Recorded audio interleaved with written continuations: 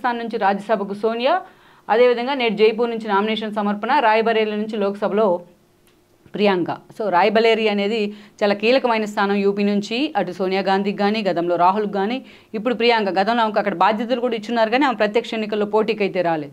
So అలాంటి situation నుంచి ఈ రోజున రేపటి లోక్సభ ఎన్నికల్లో యూపీలో అత్యంత తమ కుటుంబానికి ఒక సెంటిమెంట్ స్థానమైన రాయ్బరేలీ నుంచి ప్రియాంక గాంధీ పోటీ చేయబోతున్నారు. ఆ దిశగా సోనియా అండ్ రాహుల్ కూడా నిర్ణయం తీసేసుకున్నారు.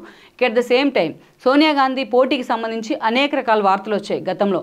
ఎందుకంటే ఎస్పెషల్లీ తెలంగాణ ఎన్నికల్లో కాంగ్రెస్ అధికారాన్ని చేపట్టిన తర్వాత రేపు రాబోయే ఎంపీ ఎలక్షన్స్లో కాంగ్రెసే అధికారాన్ని పూర్తి స్థాయిలో మెజారిటీ సీట్లను కైవసం చేసుకుంటుందని అంచనాలు వస్తున్నాయి. తాజాగా వస్తున్న సర్వేలు కూడా దాన్నే స్పష్టం చేస్తున్నాయి. ఈవెన్ బీజేపీ లాంటి పార్టీలు కానీ, అమిత్ షా లాంటి వాళ్ళు చేయించుకున్న సర్వేల్లో కూడా కాంగ్రెస్ 10కి పైగా ఎంపీ స్థానాలను గెలుచుకోవచ్చన్న కొన్ని అంచనాలు కూడా వస్తున్నాయి. సర్వే ఫలితాలు కూడా అలాగే ఉన్నాయి. అలాంటి సిచ్యువేషన్లో సోనియా గాంధీని ఇక్కడ నుంచి పోటీ చేయాలని కూడా కాంగ్రెస్ నేతలు ఒక దేశంలో ఆలోచన చేశారు.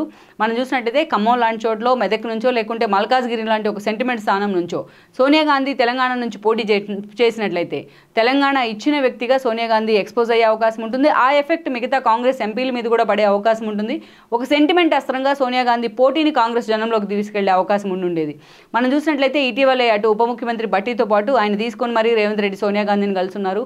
ఖమ్మం నుంచి పోటీ చేయాల్సిందిగా వాళ్ళు రిక్వెస్ట్ చేయడం జరిగింది. ఎందుకంటే ఖమ్మం కాంప్లికేటెడ్గా మారబోతోంది కాంగ్రెస్కు. అటు బట్టి భార్య అక్కడి నుంచి రేస్లో ఉన్నారు. అదేవిధంగా రేణుకా చౌదరి ఆ సీటు సోనియా గాంధీకి త్యాగం చేస్తాను కానీ ఎవరైనా సరే నేనే పోటీ చేస్తానంటూ మాట్లాడుతూ ఉన్నారు. అటు పొంగులేటి లాంటి వాళ్ళు, ఇటు తుమ్మల లాంటి వాళ్ళు కూడా ఎవరికి వాళ్ళే తమ వారసులను అక్కడ రంగంలోకి దించాలని ప్రయత్నం చేస్తూ వస్తున్నారు, రేణుకా చౌదరికి చెక్ పెట్టే విధంగా.